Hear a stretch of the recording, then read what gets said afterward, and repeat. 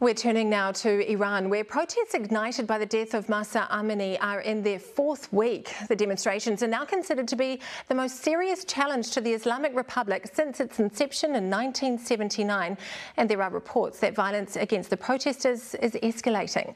Well, joining me now is Dr. Farouk Amin, founder of Iranian Women in New Zealand. Welcome.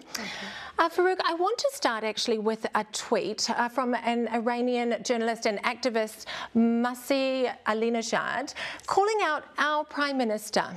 She says, "Today is the time for Jacinda Ardern to stand by women who are being killed for not wearing hijab. I call on all female politicians who wore hijab to stand with us." What do you think about that tweet? Yeah, actually, I think what Mahsa said yesterday is exactly what Iranian Kiwis have been asking for since the start of uprising in Iran. So we have been writing letters to the Prime Minister, we have been signing petitions, and also even commenting on her social media posts, requesting her to show solidarity with Iranian women and to support their fight for freedom. But I don't know, she just chose to be silent on this matter. And I think now the time for showing solidarity has long passed, because what's happening in Iran right now is not anymore about compulsory hijab. Now it's about genocidal massacre, because the regime has started to kill its own people. And solidarity or sympathy is not going to do anything for us now. What we need at the moment is practical measures. Tell me, what do you understand about what is happening in Iran right now? Because it is so difficult, isn't it, to get information out of there. But what do you understand is the case?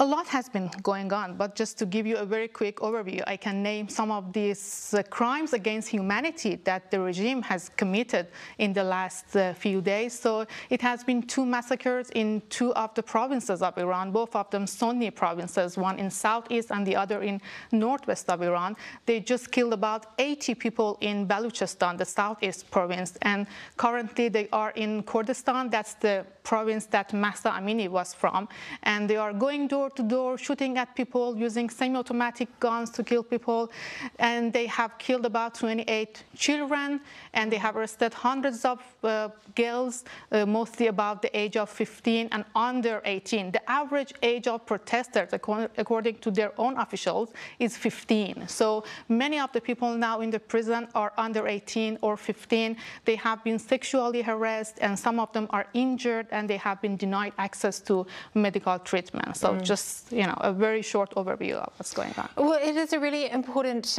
time, isn't it, in Iran for women's rights and that support from the international community. It's crucial, isn't it?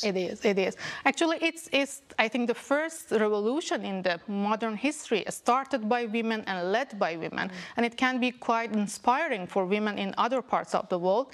But we haven't, I think this revolution has not received the attention and support it deserved from Western feminists and women's rights activists especially.